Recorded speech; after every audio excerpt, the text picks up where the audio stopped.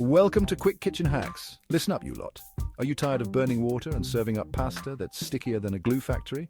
Today, we're tackling those kitchen nightmares head-on with essential cooking tips and simple recipes, even if you're a complete beginner. We'll turn you from a disaster zone into a domestic god or goddess, one tip at a time. Let's get started, you muppets. First up, the dreaded onion, the vegetable that brings even the toughest cooks to tears. Most of you lot probably end up in tears before you even start cooking. It's like the onion has a vendetta against your eyes. But today, we're taking control. Get a grip. Find your largest chopping board. We don't want any accidents. And a sharp knife. A dull knife is more dangerous and makes the job harder. Safety first, you hear? Now cut the onion in half, from root to tip. This gives you a stable base to work with. Peel off that papery skin, bin it, make sure you get all the layers off so you're left with a clean onion. Lay one half flat side down and make sure those fingers are tucked in. This is crucial to avoid any nicks or cuts. Now slice through the onion almost to the root, but don't you dare cut it all the way through. These parallel cuts will help you get even pieces. You need that root intact for stability. See those lines you've just made? They're your guide for the next step. Now slice across them, nice and even.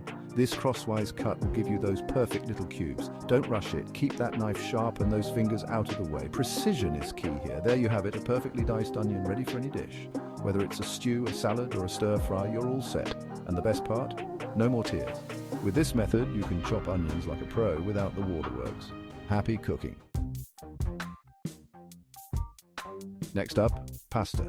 It's a staple in many households, but some of you treat it like an afterthought, just boiling it up and hoping for the best. Boiling water is the first step, and don't even think about skimping on the salt. This is crucial for flavor. It should taste like the bloody sea in there. Yes, that's salty.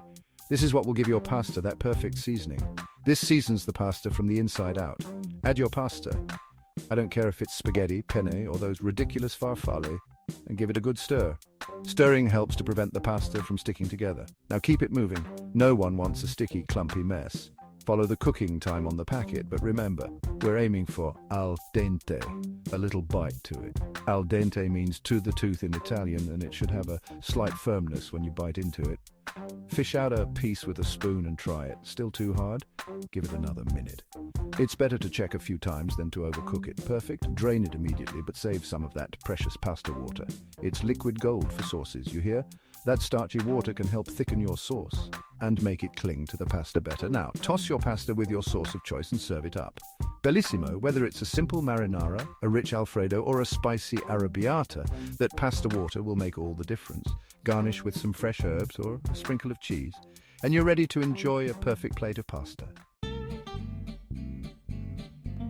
Eggs, one of nature's most versatile ingredients, yet you lot managed to screw them up. We're making perfect, fluffy, scrambled eggs.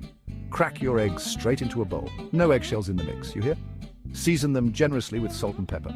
Now whisk them like your life depends on it. We want those yolks and whites completely combined. Heat a knob of butter in a non-stick pan over medium heat. Once it's melted and bubbling, pour in your eggs. Here's where you need to pay attention. Use a rubber spatula and keep the eggs moving constantly. Don't let them sit and solidify. Keep stirring and scraping until they're just set but still slightly wet. Take them off the heat immediately. They'll continue to cook from the residual heat. There you have it. Perfect fluffy scrambled eggs. No more rubber bullets. Herbs. They add freshness and vibrancy to any dish, but they wilt faster than a lettuce in a sauna if you don't treat them right. First things first, ditch that plastic packaging they come in. It's basically a death trap for herbs. Treat your herbs like the delicate little things they are. Soft herbs like parsley, cilantro, and mint need a little TLC. Trim the stems and stand them upright in a jar with a bit of water, like a tiny bouquet. Cover the leaves loosely with a plastic bag and store them in the fridge. For woody herbs like rosemary and thyme, wrap them in a damp paper towel and store them in the crisper drawer.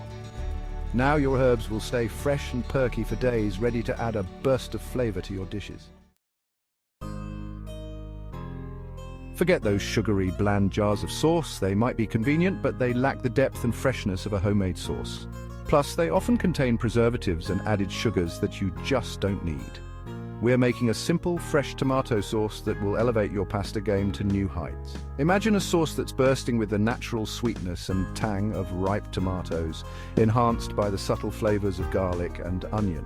Start with good quality canned tomatoes. They are the backbone of your sauce, so choose wisely. San Marzano are my go-to, but use what you can get your hands on. These tomatoes are known for their rich flavor and low acidity, making them perfect for a balanced sauce. Heat a generous glug of olive oil in a saucepan over medium heat. Olive oil adds a beautiful, fruity richness to the sauce. Add a finely chopped onion and a pinch of salt. The salt helps to draw out the moisture from the onions, allowing them to soften and sweeten as they cook. Cook it down until it's soft and translucent, about 5 minutes. This step is crucial as it builds the base flavor of your sauce. Now add a crushed garlic clove and cook for another minute. Don't let it burn. Burnt garlic can turn bitter and overpower the sauce. Tip in your canned tomatoes and their juices. The juices help to create a saucy consistency and add extra flavor. Use a potato masher or a fork to break them down a bit. This helps to release their natural juices and ensures a smoother sauce. Simmer the sauce for at least 15 minutes, stirring occasionally.